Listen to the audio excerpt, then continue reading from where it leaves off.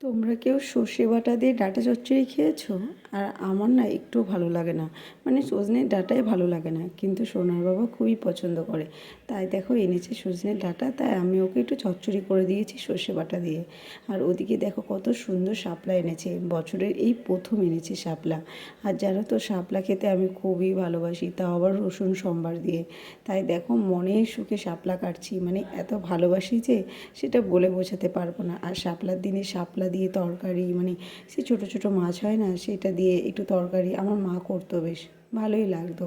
কিন্তু শ্বশুর বাড়িতে গিয়ে টোটালি উল্টা, মানে ওরা খায় না ওইভাবে, ওরা শুধু শাপলা ভাজাটাই যা খায়। ঠিক আমি ওরকমই করলাম, শুধু শাপলা ভাজা করলাম। তার আগে কি করেছি জানো তো? তার আগে আমি একটু লবণ দিয়ে ভালো মতন চটকে নিয়েছি। তাহলে কী হবে বলো তো, জলটা ঝরে যাবে, শাপলায় প্রচুর পরিমাণে জল থাকে, সেটা ঝরে যাবে। আর ওইদিকে দেখো আমি রসুনটা ছুলে নিচ্ছি শাপলা ভাজবো বলে। আর জানো তো আজকে সোনার বাবা সকাল সকাল মানে খেয়েই ডিউটি চলে গেছে। আমি এখন 8:30 বাজে, তখন রান্না করছিলাম। আমার 9টার মধ্যে রান্না কমপ্লিটও হয়ে গেছে। আর এদিকে সোনার বাবা খেয়ে ডিউটিও চলে গেছে। আর ওদিকেও দেখো শাপলাটা ভাজছিলাম, ভুল করে আবার লবণ দিয়ে দিয়েছি। জানো তো সেই লবণটা আবার তুলে রাখতে হয়েছে, কারণ শাপলাতে তো আগে লবণ দিয়ে মাখিয়ে রেখেছি, আর লবণ দেওয়ার কোনো প্রয়োজনই ছিল না। তারপরে আমি তার ভুলবশত হয়ে গেছে, আমার কাছে ভুল, আর কিছু করার নেই, মানুষই তো ভুল করেই। আর এদিকে দেখো শাপলা ভাজাটা আমার কমপ্লিট। আর এদিকে আমি আজকে হাঁসের ডিম রান্না করব, মানে ঘরে আর দুটোই ছিল হাঁসের ডিম, আর সোনার বাবা বাড়িও ছিল না, তাই আজকে ছেলের তরকারিটাই আমি খেয়ে নিয়েছি। তাই একদম অল্প মশলা দিয়েছি, 3-4 কোয়া রসুন, একটু গোলমরিচ, আর একটু অর্ধেক পেঁয়াজ, আর একটা ছোট্ট টমেটো, এগুলো সব বেটে নিয়েছি। আর এদিকে জিরে গুঁড়ি আর ধনে গুঁড়ি দিয়ে দিচ্ছি। ওর সঙ্গে লবণ হলুদ মিশিয়ে একবারে একটা পেস্ট করে নেব, নিয়ে হালকা তেল দিয়ে একটু কষিয়ে রান্না করব। মানে ছেলের তরকারিটাই আমি খাবো বলে সেইভাবেই রান্না করছি। ওর বাবা থাকলে এভাবে রান্না করলে জীবনেও খেত না, কারণ ও এভাবে পছন্দ করে না। ওকে সবসময় মশলাপাতি দিয়ে, মানে যেরকম ওর মা ওকে শিখিয়েছে খাওয়া, ও সেইভাবেই খায়। যাই হোক, এদিকে আমার রান্নাটা হয়েই গেছে প্রায়। এখন ডিমটা ভাজা করব, শুধু ডিমটা রান্না হলে আমার আর্ধেক রান্না কমপ্লিট। ওদিকে সোনা কিন্তু এখনও ঘুমাচ্ছে, কারণ এখন 8:30 বাজে প্রায়, সোনা ঘুমাচ্ছে। আর এইদিকে দেখো হাঁসের ডিম যেরকম রান্না করি আমি, আমার আগের ভিডিওটা দেখলে অবশ্যই বুঝতে পারবে। আমি একটু মেথি ফোড়ন দিই, মেথিটা তুলে ফেলেও দিই, নাহলে দিতে হবে তো।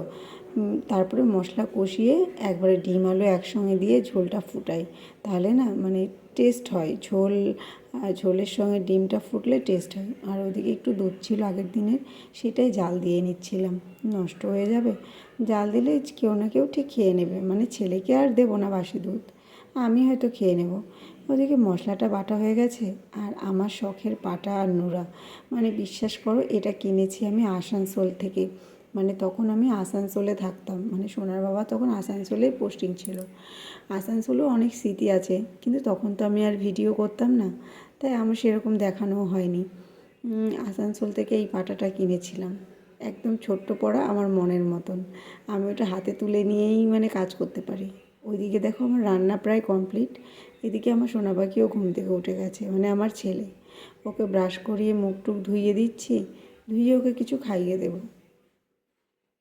আর আমার সোনা জানো তো, ব্রাশ করতে গেলে খুব বদমাইশি করে, মানে ওই ওর আলাদা একটা কলগেট আছে, ওইটা মাঝে মধ্যে খেয়ে নেই, বকে বকে এখন একটুখানি বন্ধ করেছে, এখন ব্রাশ করলে থুতু ফেলে দেয়। যাই হোক, ওদিকে আমি ব্রাশ করে নিচ্ছি। আর আমার তো সকালে মোটামুটি সবই কমপ্লিট হয়ে গেছে। সব কিছু তো আর দেখানো যায় না, কিছু কিছু যেগুলো পারি সেগুলো অবশ্যই চেষ্টা করি দেখানোর, তুলে ধরতে। আর তোমরা না আমার এই কাজকর্মের ভিডিওগুলো না খুব পছন্দ করো, তাই আমি আরও মনে উৎসাহ পাই যে মানে আরও ভিডিও করি। আর এদিকে দেখো বৃষ্টি চলে এসেছে, আর ওদিকে জানলার কাজ বন্ধ করে আমি পুজো দিচ্ছি, কারণ বাইরে প্রচুর পরিমাণে বৃষ্টি। আর আমি জামা কাপড়গুলো আগেই তুলে রেখেছি, কারণ একটা জামা কাপড় শুকনো হয় না। আর এদিকে সোনাটা ঘুমিয়েছে, আমি পুজো দিতে দিতে। আর এদিকে দেখো খেলনা ছড়িয়ে রেখেছে, সেগুলো আবার গোছ করো, আমার রোজকার কাজ। আমার সোনা একটু নিচে খেলে না জানো তো, অনেকের ছেলেপেলেরা কি সুন্দর নিচে খেলে, ও একটু নিচে খেলে না, ছোটোর থেকে খাটের উপরে খেলবে। ওদিকে মানে ঘুমাচ্ছে, আর আমি এদিকে সব গোছগাছ করে নিচ্ছি। আজকে যেন তো দুপুরে ভাতই খেতে মন চাইছে না। কারণ আমি সকালে সোনার সঙ্গে একটু ভাত খেয়ে নিয়েছি, দুপুরে ওকে খাইয়ে দিয়েছিলাম, ব্যাস। এখন স্নান টান অনেক বেলা হয়ে গেছে, স্নান টান করে এসে আমার আর ইচ্ছে করছে না ভাত খেতে। এদিকে আমার ছেলের বলের কালেকশন দেখো, কত বল ওর ঘরে। এগুলো তো জাস্ট ছোটো বলগুলো তোমাদের দেখাচ্ছি, এখনও তো বড় বল বাকি আছে, যেগুলো ফুটবল। মানে ও যদি সবথেকে বেশি ফেভারিট কোনো খেলার জিনিস হয় সেটা হচ্ছে ওর বল। বল ওর সবথেকে ফেভারিট, যেখানে যাবে বলের খুব কালেকশান। তার মধ্যে ওর ব্লু কালারের জিনিস বেশি পছন্দ। ওদিকে দেখো বৃষ্টি এসেছিলো, জামা কাপড়গুলো তুলেই রেখেছিলাম আগে, এখন ঘরেই মেলে দিচ্ছি। আমার ঘর ছাড়ার কোনো গতি নেই, কারণ এই একটাই ঘর, এই একটা ঘরে আমরা থাকি। আর ওই পাশে একটু রান্নাঘর আছে, ওই রান্নাঘরে রান্না করি, ব্যাস। এইটুকু নিয়েই আমার সংসার। তবে বলবো এই সংসারে অনেক মানসিক শান্তি আছে, যেটা আমি আর কোথাও পাই না। আমি সকল বোনেদের বলবো, যার স্বামীরা একটু বাইরে থাকে, একবার একটু তাদের সঙ্গে থেকে দেখো।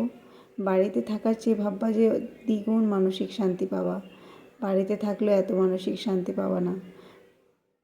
জীবনে তুমি সবার জন্য সব কিছু করবা, পরিবর্তে অবহেলায় পাবা। কিন্তু স্বামীর সঙ্গে থাকবা, ভালোবাসা অবহেলা দুটোই পাবা, কিন্তু পরিবর্তে বেশি ভালোবাসাই পাবা। যাই হোক, এদিকে আমি দুধ আর একটু মানে সেই টোস্ট নিয়ে নেব। আজকে আর দুপুরে ভাত খেতে মন চাই।